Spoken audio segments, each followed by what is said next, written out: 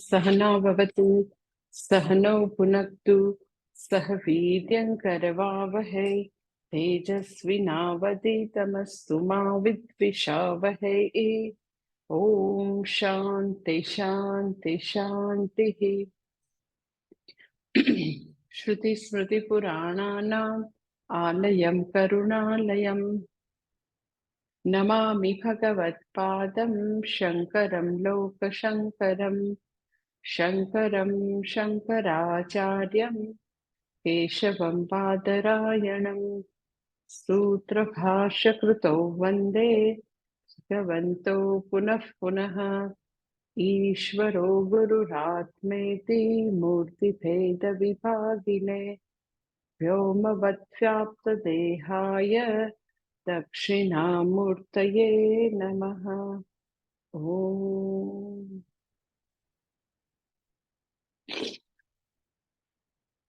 ॐ बीजो अध्याय श्लोक नंबर 61।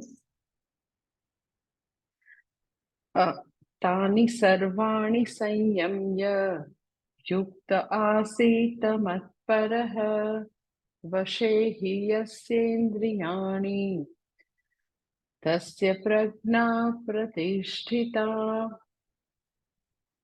कैसे तानि सर्वाणि संयम्य युक्त मत्परः आसीत् यस्य इंद्रियाणि वशे तस्य हि प्रज्ञा प्रतिष्ठिता।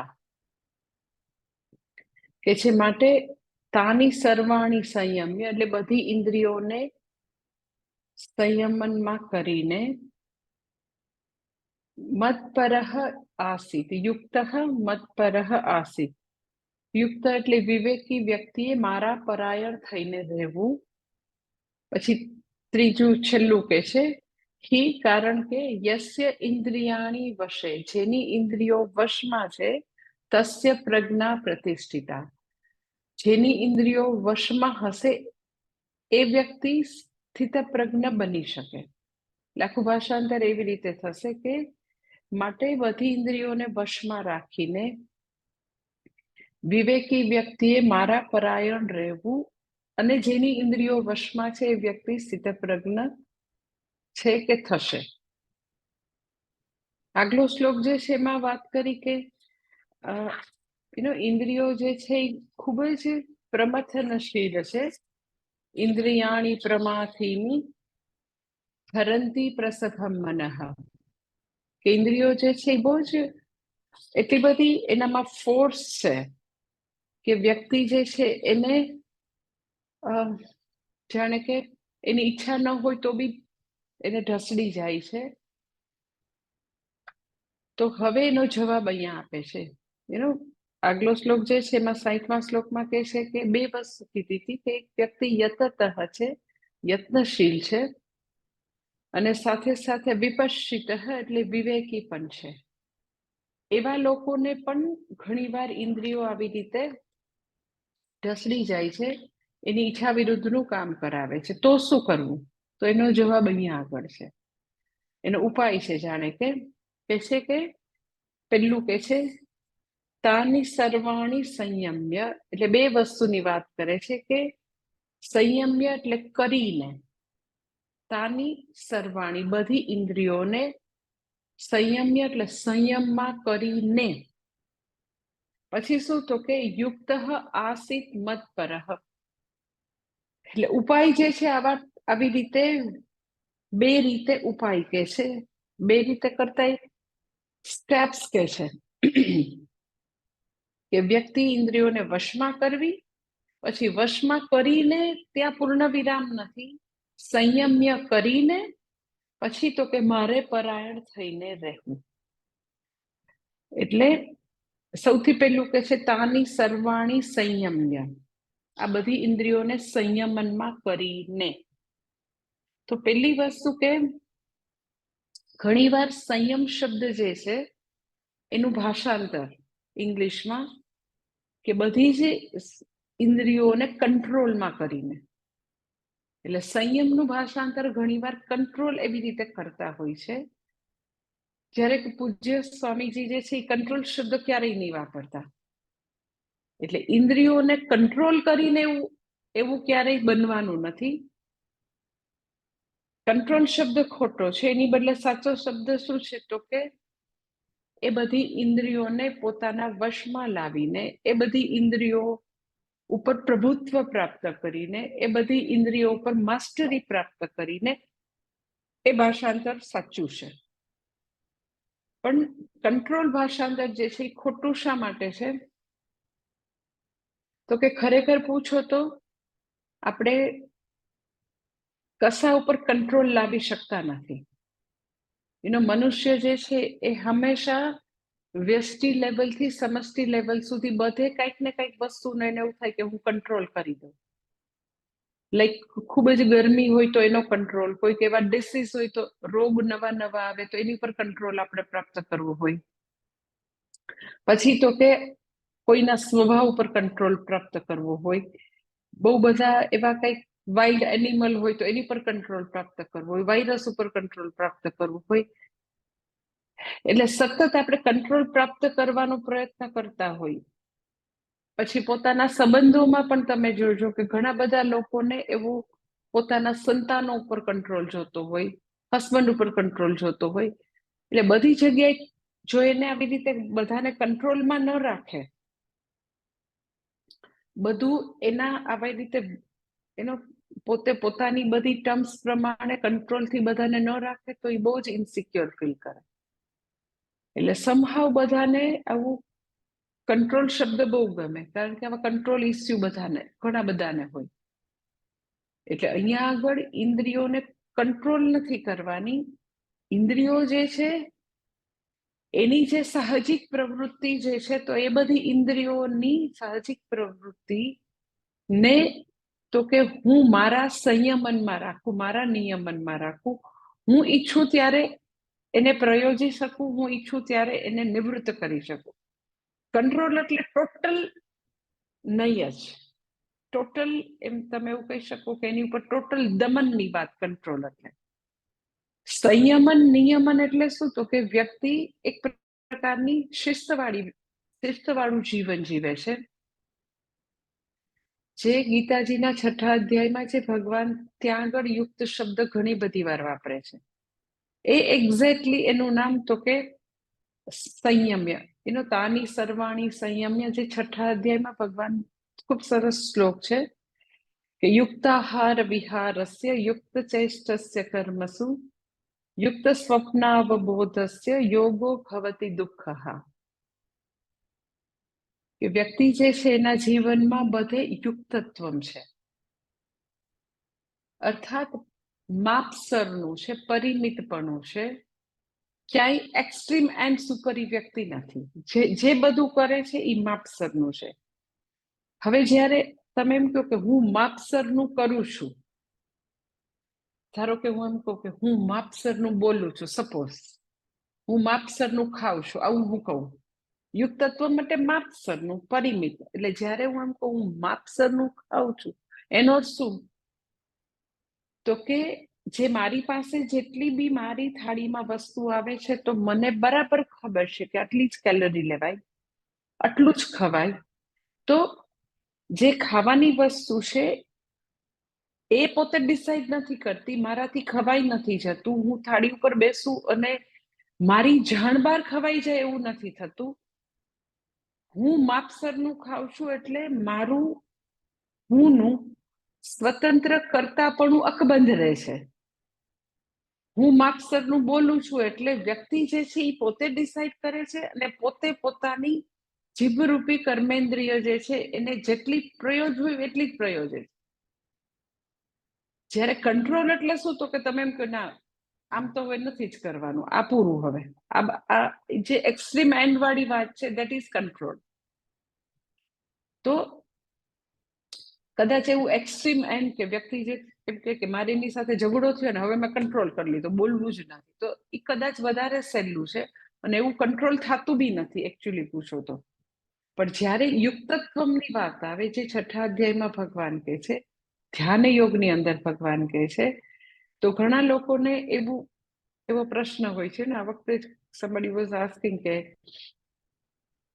ધ્યાન કરો તો ઘણા બધા એવા જુદા જુદા વિઘ્નો આવે. મીન્સ તમે તમારી માળા કરો, જપ કરો, ઘણાને ખૂબ જ ઊંઘ આવી જાય, ઘણાને તો કે મન કેટલું ભટકતું હોય, ઘણા તો કે સાવ સુસ્તી ફીલ કરે.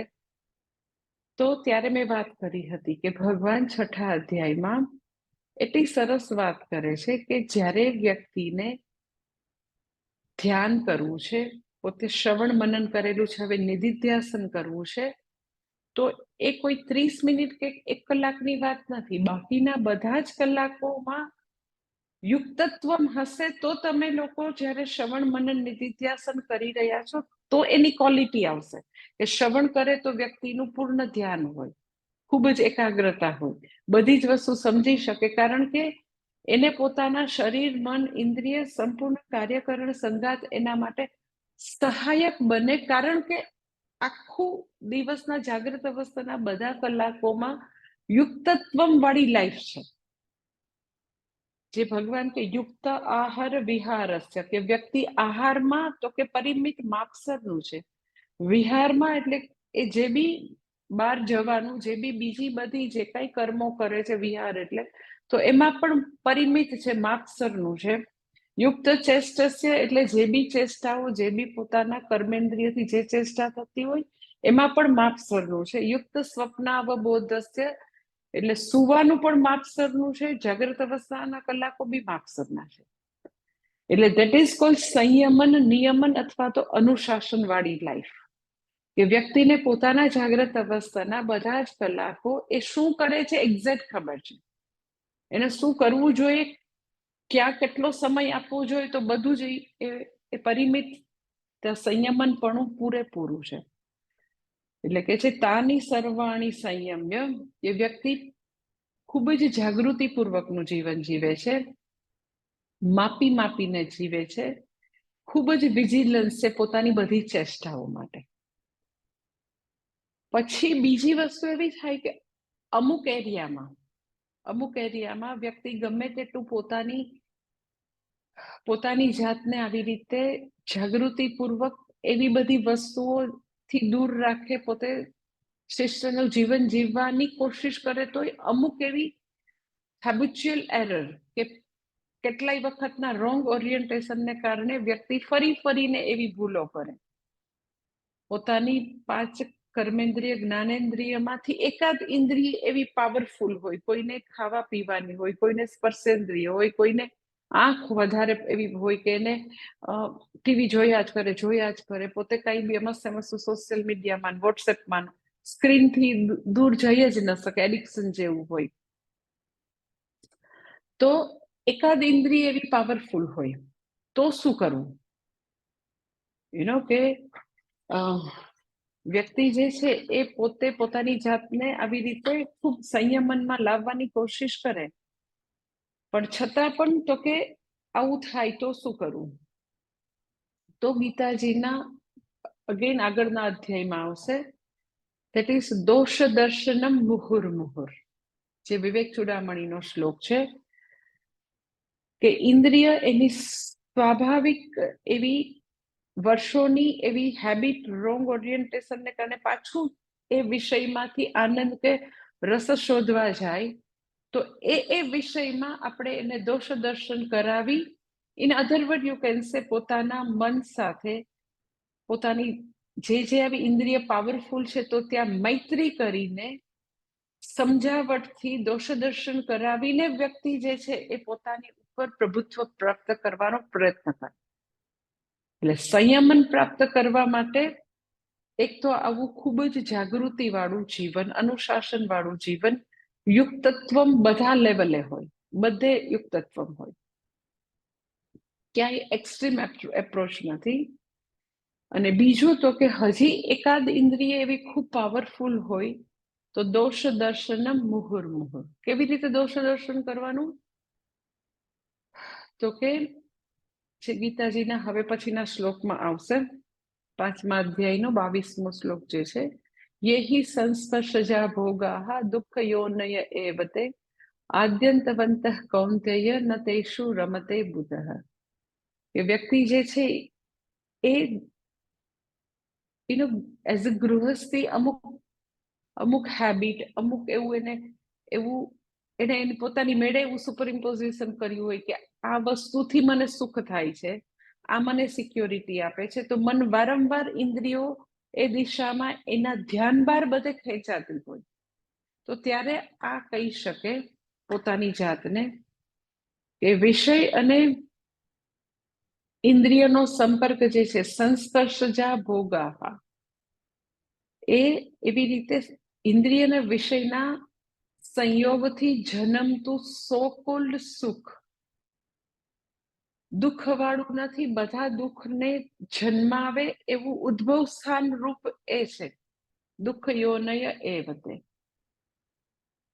એ એક દિવસ શરૂ થાય છે, માટે એક દિવસ એનો અંત આવશે, આદિ ને અંતવાળું છે. જ્યારે છે ત્યારે પણ તો કે તારતમ્યનું દુઃખ છે, હંમેશા એમાં કંઈક આગળ પાછળ ઓછું વધતું રહેવાનું. આગળ જેવો બહુ જ મજા આવી હતી આ ખાવાથી કે આ પીવાથી કે જોવાથી કે વોટ એવર, આ વખતે એવી મજા ના આવી. સો ધીસ ઇઝ તારતમ્યનું દુઃખ, જતા રહેવાનું વિરહનું દુઃખ. હોય ત્યારે બહુ બધી શક્તિઓ ખર્ચીને મળે છે એવું દુઃખ છે.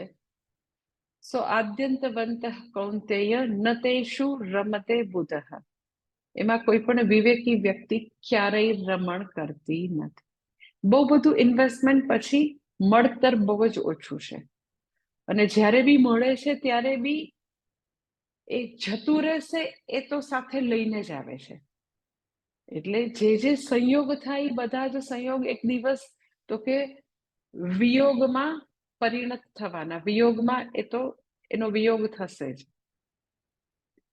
એટલે જેટલે અંશે વ્યક્તિ જે વિષયનું આકર્ષણ હોય એના માટે આવું એ વિષય ઉપર આવું દોષ દર્શન વારંવાર કરે, તો પછી એ ઇન્દ્રિયોની જે આવી ખૂબ જ હરંતી પ્રસભમ મનઃ વાળી, કે આપણું બધું જ વિવેક, આપણું ડાપણ, આપણી પ્રજ્ઞાને હરી જાય એવું ઓછું બનશે. કારણ કે આપણે જ્યારે આપણું મન આપણી ઈચ્છાથી વિરુદ્ધ થઈને ફોર્સફુલી ઢસડાઈ જતું હોય, એનો અર્થ એમ કે ખાલી આપણે એ વિષયોની સો કોલ્ડ પોઝિટિવ સાઈડ જ જોઈ શકીએ છીએ, કે આપણને મજા આવે એટલી જ આપણને ખબર છે, પણ કેટલું બધું ગુમાવવાનું નથી ખબર. કે સપોઝ વ્યક્તિ, તમને એક્ઝામ્પલ આપું કે વ્યક્તિ, એવા મેં અમુક લોકો જોયા છે કે જે લોકો રાત્રે મોડે સુધી પિક્ચર જોયા કરે, બહાર રખડ્યા કરે, તો બહાર ખાધા કરે રાત્રિ બજારમાં, પછી એમ જ કઈ એવું મોટું કઈ પેલું હોય નહીં તો બી બધા ભેગા થાય તો રાત્રે મોડે સુધી ગપાટા મારે. હું ઘણી વાર કહું કે કેમ વહેલા ઉઠીને આવી રીતે નથી થઈ શકતું પોતાનું ગાયત્રી કે પૂજા પાઠ? અરે માતાજી, એમ કે રોજ એમ કે રાત્રે મોડું જ થઈ જાય. એટલે શું, કોઈ વાર તમારી ઘરે કઈક બહુ મોટો પ્રસંગ હોય ને, 6 મહિને વર્ષે 2-4 પ્રસંગ એવા હોય કે ચલો રાત્રે મોડું થયું, પણ 365 ડેઝ તમે એમ કે મારે 12-1 વાગે, તો કઈ એવું કોઈ થોડું કઈ કામ કરતું હોય? તો મેં એવા લોકો જોયું છે કે ઇન્વેરિયેબલી લોકો એમ કે આવી રીતે પત્તા રમતા હોય, પછી પાછું રાત્રે કંઈક ખાતા હોય, ફરવા જાય, ગપ્પા મારે, લેટ નાઇટ અમસ્તે મસ્ત શો જોયા કરે, ડિસ્કશન જોયા કરે, ટીવીમાં જે આવતું હોય, મૂવી જોયા કરે. તો એ જે છે બધા એમ કે મિત્ર મંડળ ભેગા થઈને આવી રીતે ગપાટા મારે, કઈ રીઝન વગર સાવ ગપાટા. તો આ જે છે એ આવું એક સંઘ, કંપનીનું એક ખોટું વળગણ, કે આ લોકો બધા ભેગા થઈને ગપ્પા મારવાનું, સમવળગણ, અને કઈ સર્જનાત્મક નહીં કરવાનું, આવી રીતે પત્તા રમવાના, ગપ્પા મારવાના. હવે એ એટલું બધું, એટલા બધા વર્ષોની એવી ખોટી હેબિટ પડી ગઈ હોય આવી રીતે સમય બગાડવાની, જિંદગી બગાડવાની.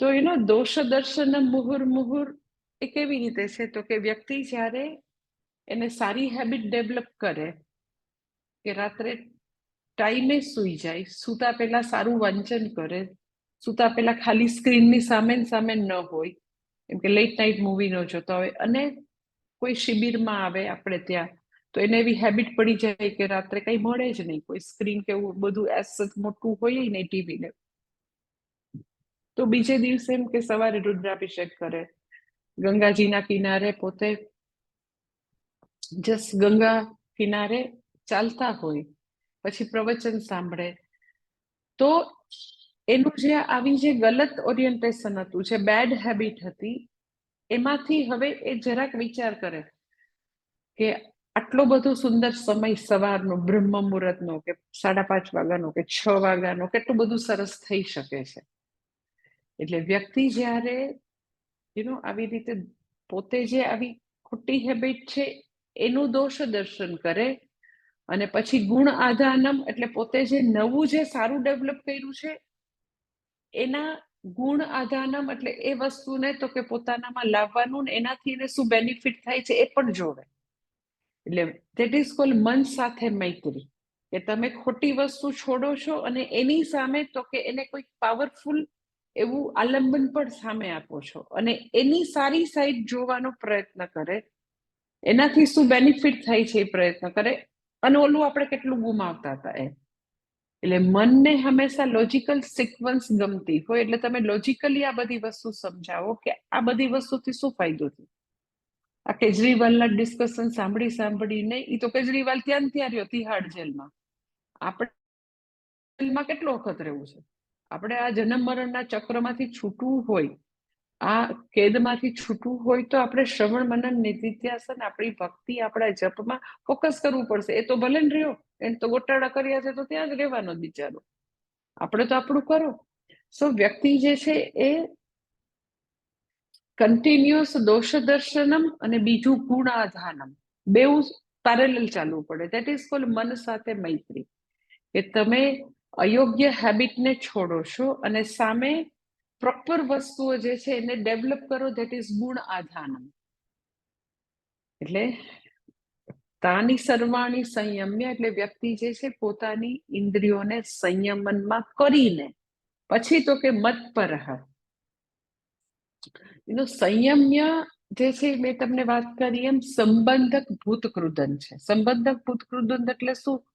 આપણે એમ કહીએ ને કે પછી અમે ઋષિકેશ જઈને પછી અમે બદ્રીનાથ કેદારનાથ ગયા.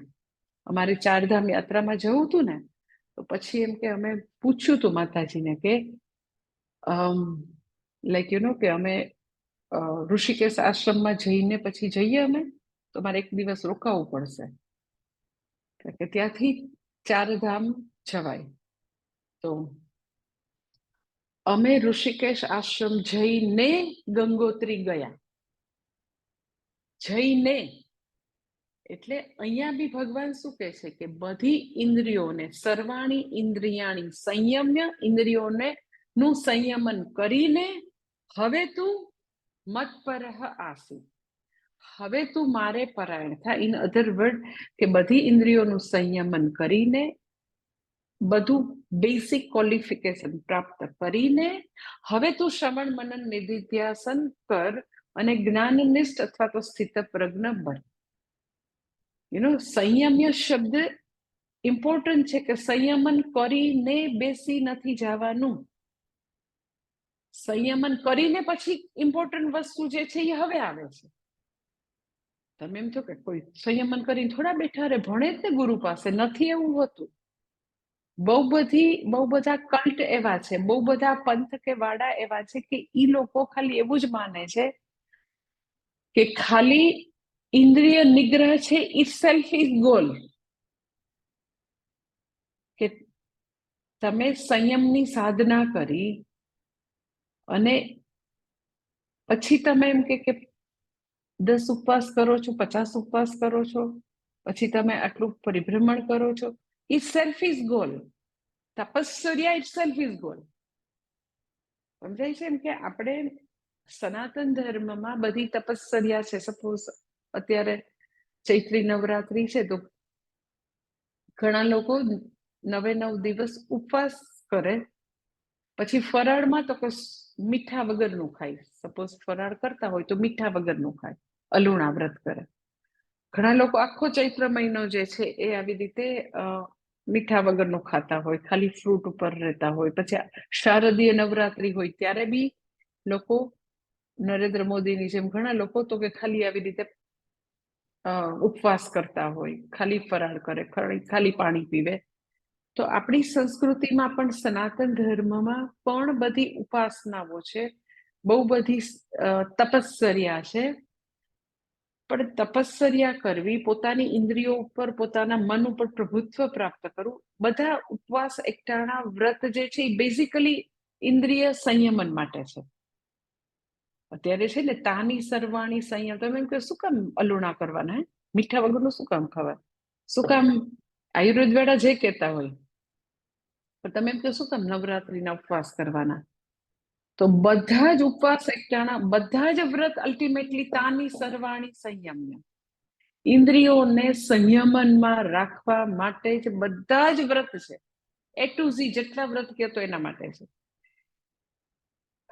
તો સનાતન ધર્મમાં પણ ઘણા બધા કઠિન વ્રતો પણ છે. મેં તમને આની પહેલા વાત કરી છે, લાઈક કૃચ્છ ચાંદ્રાયણનું વ્રત હોય તો ચંદ્રની કલાઓ પ્રમાણે કોળિયા ખાવાના હોય, કે એકમ હોય તો એક કોળિયો ખાવાનો, પછી બીજ હોય તો 2 કોળિયા, પછી પૂનમ આવે ત્યારે 15 કોળિયા હોય, પછી પાછા વળી ઘટતા ચાલે.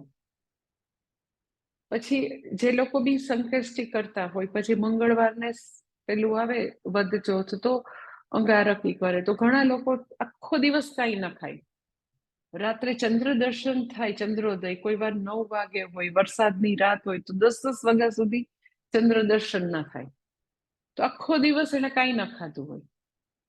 તો સનાતન ધર્મમાં પણ બહુ બધા કઠિન વ્રતો છે. લાઈક સાકરિયો સોમવાર કરે, તો સાકરિયો સોમવાર પણ બહુ જ, સાકર એટલી જ ખાવાની હોય, કેટલી સાકર ન હોય મુઠ્ઠા ભરીને, એના પણ નિયમો છે. સાકરિયો સોમવાર ને ભાખરિયો સોમવાર ને ઘણા બધા કઠિન વ્રતો છે. પણ તમારે એ સમજવાનું છે કે વ્રત ઇટસેલ્ફ, તપશ્ચર્યા ઇટસેલ્ફ ઇઝ નોટ ગોલ. જો તપશ્ચર્યા પોતે જ ધ્યેય હોય તો રાવણ તો મહાન જ્ઞાની થઈ ગયો હોત. હા, કેટલા બધા રાક્ષસોએ કેટલી બધી તપશ્ચર્યા કરી.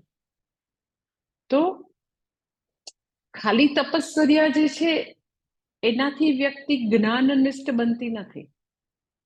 એટલે અહીંયા સંયમ્ય શબ્દ ઇમ્પોર્ટન્ટ છે.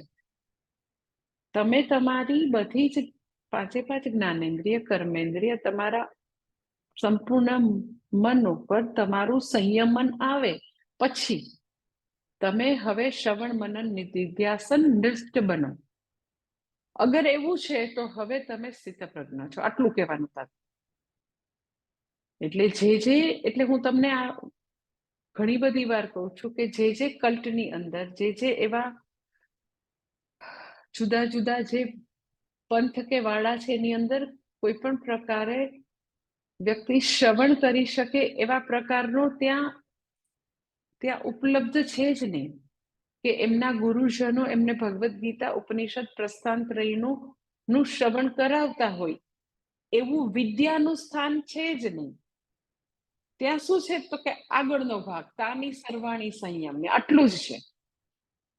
પાછળનો ભાગ જે છે કે પછી તો કે યુક્ત આસિત મત પરહ, મારે પરાયણ થા. કેવી રીતે મારે પરાયણ થાય? આદિ શંકરાચાર્યજી લખે છે કે વ્યક્તિ જે છે એ તાની સર્વાણી સંયમ્ય સંયમનમ વશીકરણમ કૃત્વા યુક્ત સમાહિત સન, પછી કે છે આસિત મત પરહ, એટલે શું તો કે અહમ વાસુદેવ સર્વ પ્રત્યગાત્મા પરહ યસ્ય સહ મત પરહ ન અન્ય અહમ તસ્માદ ઇતિ આસિત એવ ઇત્યર્થઃ.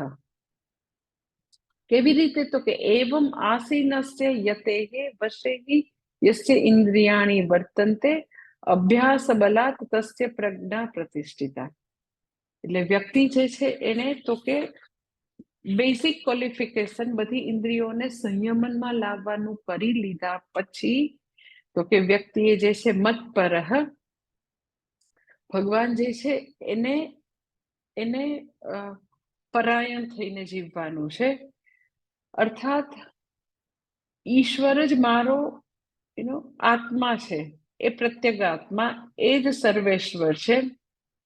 હું જે પ્રત્યેગાત્મા વાસુદેવાત ન અન્યોહમ, એટલે ઈશ્વર સાથેનું મારું ઐક્ય, મારું પોતાનું સ્વરૂપ, હું સચ્ચિદાનંદ સ્વરૂપ છું.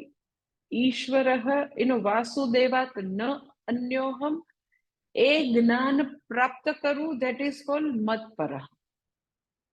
હું એ વાસુદેવ જે સર્વવ્યાપી છે, જે સમગ્ર સૃષ્ટિના કણકણમાં એ સત્યમ જ્ઞાનમ અનંત રૂપે ચૈતન્ય રૂપે વિકસી રહ્યો છે ભગવાન, એનાથી હું જરાય અન્યત નથી. એ જ્ઞાનની પ્રાપ્તિ, ધેટ ઇઝ કોલ્ડ મત્પર. કેવી રીતે થાય? તો કે નેચરલી વ્યક્તિ પ્રસ્થાનત્રયનો અભ્યાસ કરે તો હું પૂર્ણાત્મા છું, એ જ્ઞાન મને પ્રાપ્ત થાય. શ્રવણ મનન નિધિધ્યાસન નિષ્ઠ બને, નિરંતર શ્રવણ કરે, નિરંતર મનન કરે, નિરંતર એ નિધિધ્યાસન કરી શકે, એ ધેટ ઇઝ કોલ્ડ મત્પર. પણ સૌથી પહેલું પ્રાયર શું કરવાનું છે? તો કે તાની સર્વાણી સંયમ્ય. કહ્યું કે પણ બહુ ડિફિકલ્ટ છે. તો પૂજ્ય સ્વામીજી હંમેશા કહેતા કે આપણે આપણા બધા પ્રયત્નો કરીએ, દોષ દર્શન કરીએ, મન સાથે મૈત્રી કેળવીએ, તો બી જે જૂની બધી આદતો જે છે, રોંગ ઓરિએન્ટેશન આપણો પીછો ન છોડતું હોય, તો પૂજ્ય સ્વામીજી એક છેલ્લો મહાન ઉપાય આપી દે, દેટ ઇઝ તો કે પ્રેયર. એટલે પોતાની જે ઇન્દ્રિયો પાસે આપણને પરવશતા લાગતી હોય, તો તમે પ્રેયર કરો અને ભગવાન પાસેથી એ ઇન્દ્રિયો એટલી પાવરફુલ છે કે તમારું ઉપજતું નથી, તો હવે એવી શક્તિ આપે કે આપણે એ ઇન્દ્રિય જય કરી શકીએ, એવી રોજ પ્રાર્થના કરવાની. ફોર એક્ઝામ્પલ હું તમને કહું કે અમુક લોકો જે છે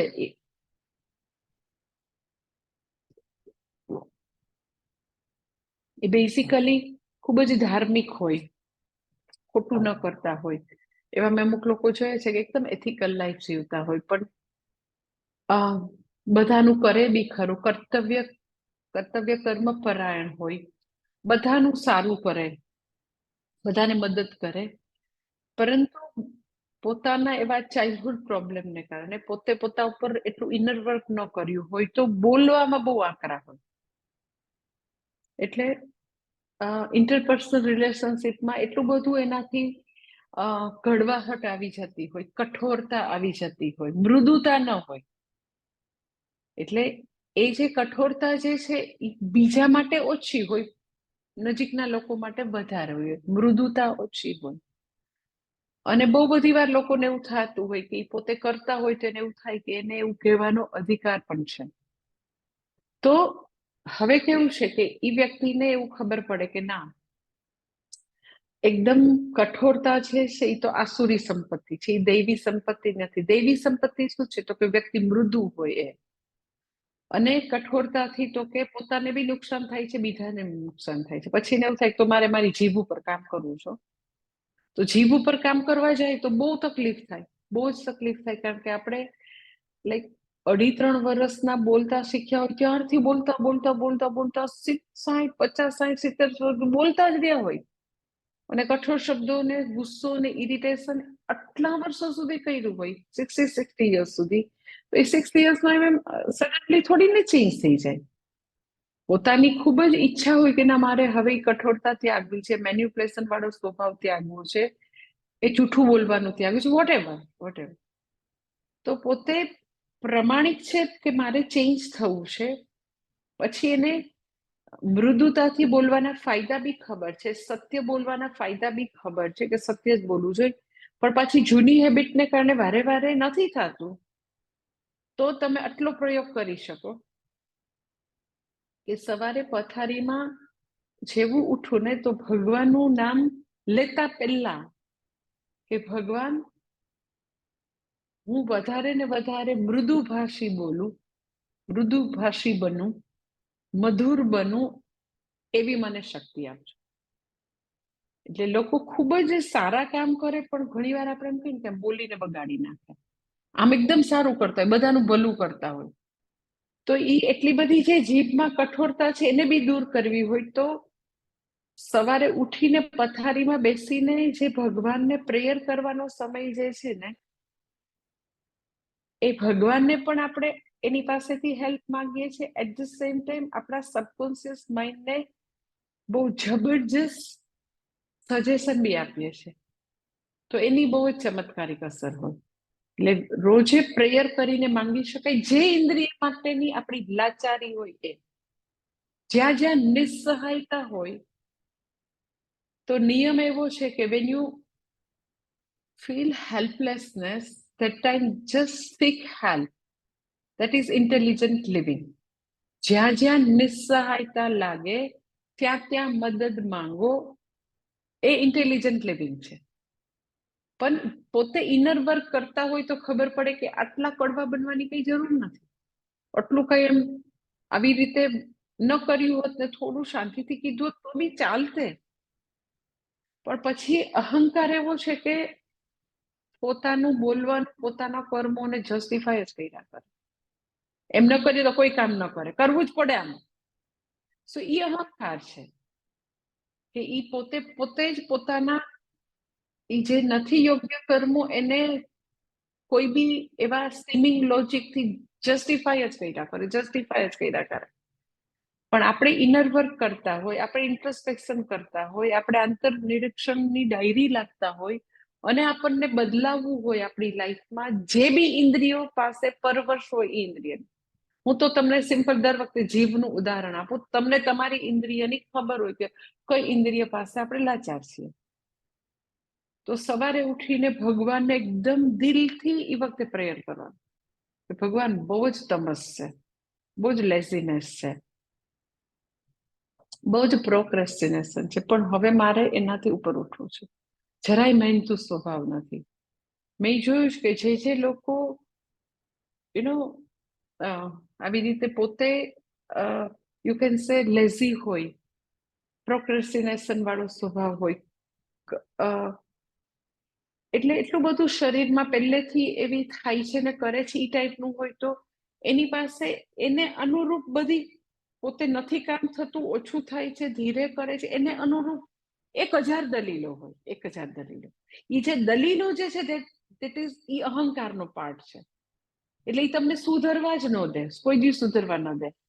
પણ કદાચ જન્મ જન્માંતરના પુણ્યનો ઉદય થાય ને આપણે એ બધું જોઈ શકીએ અને આપણે આપણી ઉપર કામ કરવું હોય કે આપણે આપણી બધી જ ઇન્દ્રિયો ઉપર સંપૂર્ણ પ્રભુત્વ પ્રાપ્ત કરવું છે, સત્વગુણનિષ્ઠ બનવું છે, આવા તમસમાંથી રજસ ને રજસમાંથી સત્વમાં ઉઠવું છે, પણ તમને થોડીક નડતર થઈ રહી છે, અમુક ઇન્દ્રિયો પાવરફુલ છે, તમને ફોર્સફુલી ઢસડી જાય છે, તો આમ લાચાર થઈને બેસીને દુઃખી થવાની બદલે પ્રેયર કરી શકાય. રોજ સવારે પથારીમાં તમે પહેલા ભગવાન પાસે માંગી શકો કે ભગવાન બહુ આળસનો ખજાનો છું, બધા પાસે તો મોટી મોટી કરીને હું દલીલો કરી લઉં છું, પણ મને ખબર છે લેઝીનેસ છે, તો મને મુક્ત થવું છે, તો મને એની શક્તિ ભગવાન આપજો.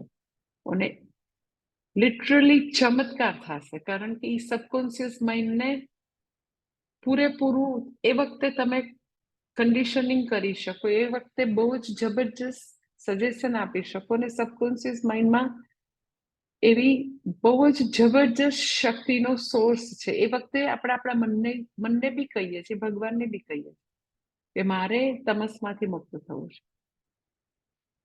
એટલે that is very big thing કે વ્યક્તિ જે છે એ પોતાની એક એક ઇન્દ્રિય ઉપર આવું હોમવર્ક કરી શકે, વીણી વીણીને જોઈ જોઈને પોતે કરી શકે.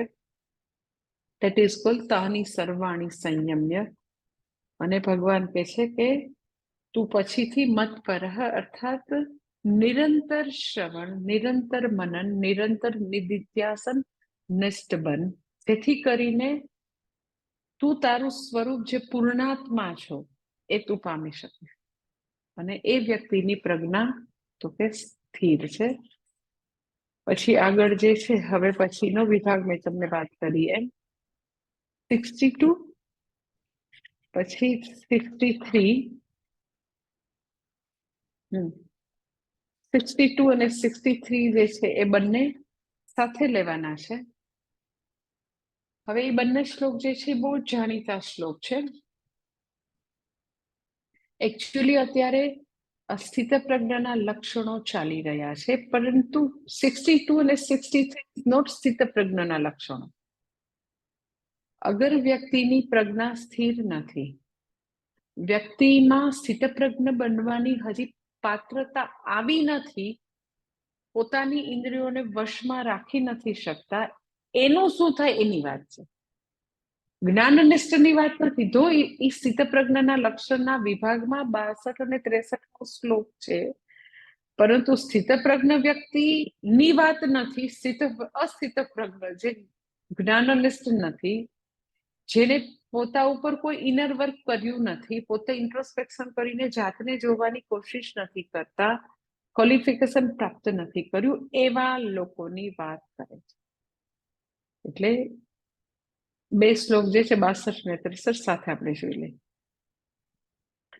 ધ્યાયતો વિષયાન પુંસઃ સંગસ્તેષુપજાયતે સંગાત સંજાયતે કામઃ કામાત ક્રોધોऽભિજાયતે ક્રોધાત ભવતિ સમ્મોહઃ સમ્મોહાત સ્મૃતિવિભ્રમઃ સ્મૃતિભ્રંશાત બુદ્ધિનાશઃ બુદ્ધિનાશાત પ્રણશ્યતિ.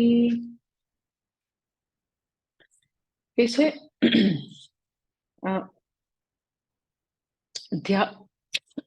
ધ્યાયતો વિષયાન પુંસઃ,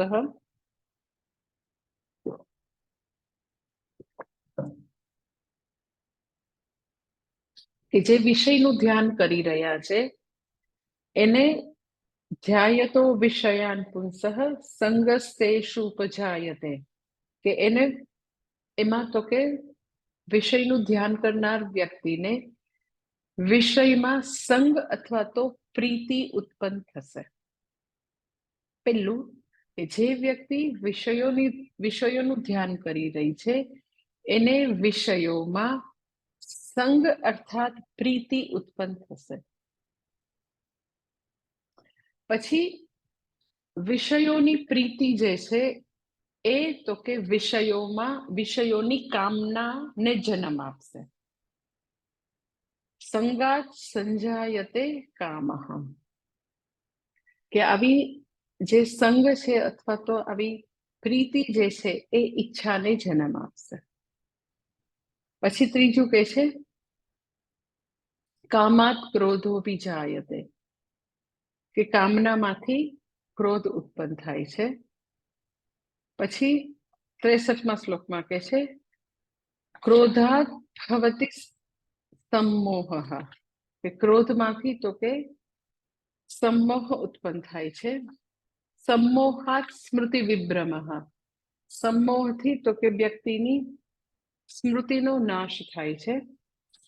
પછી કે છે સ્મૃતિભ્રંશાત બુદ્ધિનાશઃ, સ્મૃતિના નાશથી તો કે બુદ્ધિનો નાશ થાય છે. અને કે છે બુદ્ધિનાશાત પ્રણશ્યતિ, બુદ્ધિના નાશથી તો કે જાણે કે વ્યક્તિનો નાશ થશે. એટલે વિષયનું ધ્યાન કરનાર વ્યક્તિને વિષયમાં પ્રીતિ ઉત્પન્ન થાય, વિષયની પ્રીતિથી કામ ઉત્પન્ન થાય, કામમાંથી તો કે ક્રોધ ઉત્પન્ન થાય, ક્રોધમાંથી સમ્મોહ, સમ્મોહથી સ્મૃતિનો નાશ, સ્મૃતિના નાશથી બુદ્ધિનો નાશ, અને બુદ્ધિના નાશથી જાણે કે વ્યક્તિનો નાશ છે. સો in short you can say કે જ્યારે ઇન્દ્રિય નિગ્રહ નથી તો આખો જે અનર્થ થાય છે વ્યક્તિના નાશ સુધીનો જે અનર્થ જે છે એ આખી પ્રક્રિયા ભગવાન બતાવે છે. ઓર યુ કેન સે આપણું મન કેવી રીતે કાર્ય કરે છે. આપણને ગુસ્સો આવે તો ગુસ્સો આવે છે ત્યારે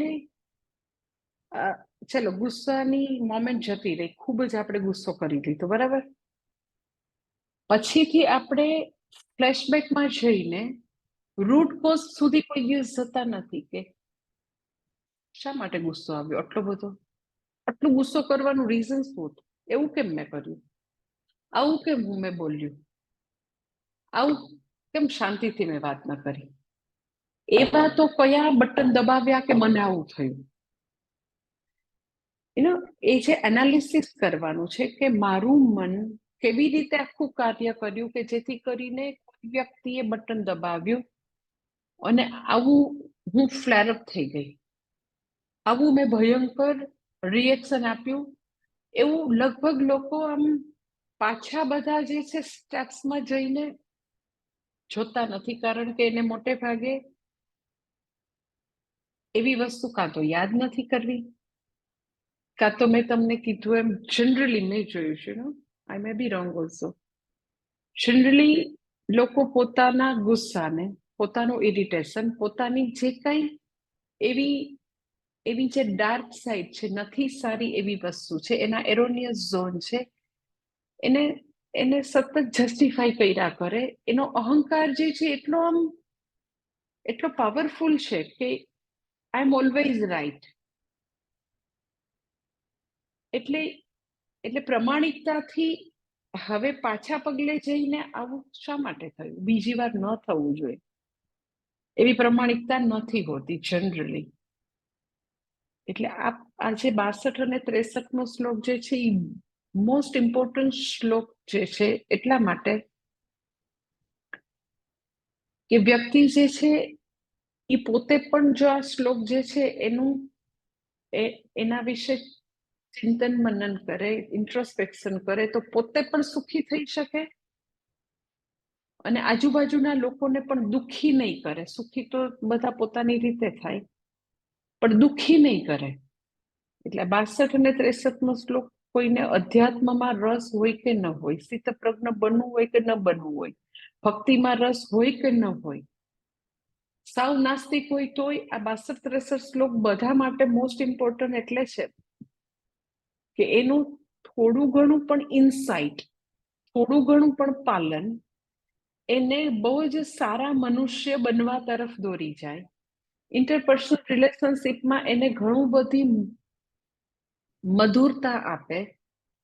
એ લોકોને જે હ્યુમન ડિગ્નિટી જે છે એને જે વાયોલેટ કરતા રહેતા હોય, બધાનું ખરાબ રીતે અપમાન કરતા રહેતા હોય, બધામાંથી મુક્તિ થાય, પોતે સુખી થાય, બીજાને દુઃખી જરાય ન કરે.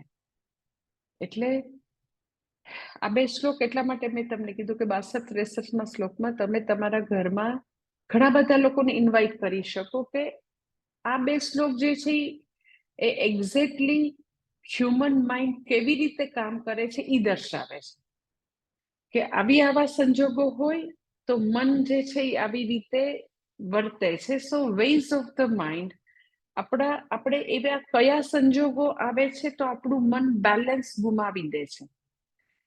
એટલે મનની ધારાની ઓળખ, મન ઉપર મારું પ્રભુત્વ નથી એવું ક્યારે થાય છે? ક્યારે મિકેનિકલ આપણા રિએક્શન્સ હોય છે, આવી યાંત્રિકતા વાળું આવા અનનેસેસરી મોટા મોટા રિએક્શન્સ આપવાનું કેમ કરીએ છીએ? મિકેનિકલ એટલા માટે કે લોકોને ખબર જ નથી હોતી. એટલા બધા યુ કેન સે લોકો ગ્રોસ હોય છે કે આપણે કહીએ તો એટલે મેં એવું કીધું હતું. સો એકદમ મિકેનિકલ વસ્તુ આવા રિએક્ટિવ હોય એટલે ક્યારે આપણે આપણું જ બેલેન્સ ગુમાવીએ છીએ તો આપણા જ મનની ધારાઓની ઓળખ આપણને નથી. એટલે અગર આપણે ઓનેસ્ટ હોઈએ અને આપણે ખરેખર આપણા મનનો અભ્યાસ કરવો હોય કે મન કેવી રીતે કામ કરે છે, તો આ 62 અને 63માં શ્લોકમાં તમે ટ્યુઝડે વેનસડે નેક્સ્ટ ટાઈમ હોય તો બધાને ઇન્વાઇટ કરજો કે ઇટ ઇઝ વેરી નેસેસરી કે હાઉ અવર માઇન્ડ વર્ક્સ. એ ભગવાને કેવું સરસ બતાવ્યું છે, કેટલું સરસ. એટલે હ્યુમન સાયકોલોજી જે છે એનો અભ્યાસ જેને કરવો હોય કે મન કેવી રીતે કામ કરે છે, તો એટલું સરસ ભગવાને બતાવ્યું કે જેને પોતાના મન ઉપર પ્રભુત્વ નથી તો આવી રીતે બેલેન્સ ગુમાવે. અને બેલેન્સ ગુમાવે તો તમે ક્યાંથી તમારા ઉપરનું બેલેન્સ પાછું પ્રાપ્ત કરી શકો એના પણ સ્ટેપ્સ આપ્યા છે. કે ધ્યાન ધ્યાનમાંથી, સંગ સંગમાંથી, કામ કામમાંથી, ક્રોધ ક્રોધમાંથી, તો કે ક્રોધાદ ભવતી સમોહ, પછી સમોહ, પછી સ્મૃતિનાશ, આ બધા તો કે આવી રીતે પતનની સીડી છે. લાઈક કે બોલ જે છે એ છોકરાઓ રમતા હોય, નાના છોકરા, તો પેલી સ્ટેરકેસ હોય તો પહેલા પગથિયેથી બોલ જે છે એ પડે, પછી બીજા ઉપર આવે, બીજામાંથી ચોથામાં આવે, ચોથામાંથી કદાચ છઠ્ઠા આઠમામાં આવે. તો એ બોલ જે છે એ જેમ જેમ આગળ વધે ને, દાદરા ઉપરથી પડતો હોય ને, તો તમે જોજો કે પહેલા પગથિયે એનું જે મોમેન્ટમ હોય ને, ગતિ હોય, તો બીજા એ વધશે, ચોથા એના કરતા મોમેન્ટમ વધશે, આઠમાં એના કરતા પણ મોમેન્ટમ વધશે. તો દડો જો એ છોકરાએ લઈ લેવો હોય, ઝીલી લેવું હોય, તો ક્યાંથી ઝીલી લેવાય? તમને લાગે છે 10મા પગથિયે ઝીલી શકે? તો પેલા બીજા પગથિયે હોય તો કદાચ દડો હાથમાં આવે, પછી તો સીધો નીચે.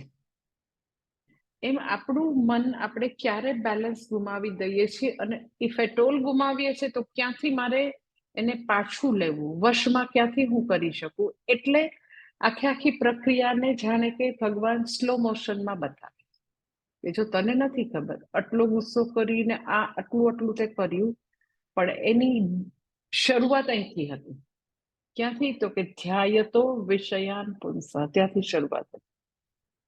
એટલે બધા ટ્રાય કરજો કે પોતાના ઘરે એવા ટીનેજર કે યંગસ્ટર્સ હોય કે કોઈ બી ઉંમરના, બધા લોકોમાં આવા પ્રકારની બધી વર્તણૂક હોવાની છે. પોતાની મનની ધારાઓથી લોકો અજાણ હોવાના, કારણ કે ભગવાને મન નામનું પાવરફુલ ઇન્સ્ટ્રુમેન્ટ આપ્યું છે, પરંતુ કેવી રીતે એ આવા મહાન ઇન્સ્ટ્રુમેન્ટને વાપરી શકાય એવું ક્યાંય ભણાવવામાં આવતું નથી. તો ભગવાન મનની ગતિવિધિ જણાવે છે, અને આવા મહાન ઇન્સ્ટ્રુમેન્ટને કેવી રીતે આપણે ખરેખર આપણા સાધન તરીકે કેવી રીતે આપણે એને વાપરી શકાય એ ભગવાન બતાવે છે. અધરવાઇઝ એ આપણને વાપરશે. આપણે જો એને યુઝ નહીં કરીએ તો એ આપણને ફોર્સફુલી ઢસડી જશે. એ જ મન એ એવું પાવરફુલ છે કે જો આપણે એને વશમાં નહીં કરે તો એ આપણને વશમાં કરી અને ઢસડી જશે. It is better to understand this powerful instrument, that is અંતઃકરણ. કરણ એટલે સાધન, અંતઃ એટલે અંદરનું સાધન. એટલે ભગવાન આ બે શ્લોકમાં સરસ બતાવે છે. આવતા ટ્યુઝડે જોઈ લેશું. ઓમ પૂર્ણમદ પૂર્ણમિદમ પૂર્ણાત પૂર્ણમુદચ્યતે પૂર્ણસ્ય પૂર્ણમાદાય પૂર્ણમેવાવશિષ્યતે. ઓમ શાંતિ શાંતિ શાંતિ. હરિ ઓમ શ્રી ગુરુભ્યો નમઃ. હરિ ઓમ. આવતા સોમ મંગળ બુધ 3 દિવસ ક્લાસ હશે આપણા ટાઈમે જ, પણ આ જે ક્લાસ છે ભગવદ્ ગીતાનો, તમે ઇન્વાઇટ કરજો, ટ્રાય કરજો બધા પોતપોતાના ગ્રુપમાં, અને વેબસાઇટમાં ને બધે મૂકીને કે it is seminar on anger management એવું મૂકી શકો તમે. જેટલાને મૂકવું હોય તો પોતાની ગ્રુપમાં અને બધે વેબસાઇટમાં ઇના મૂકી શકો છો તમે, આપણી વેબસાઇટ. ઓકે, બરોડા વાળા સ્ટુડન્ટ્સ જે છે એ ન કરે લોગ આઉટ, બાકીના લોગ આઉટ કરશે તો વાંધો નહીં.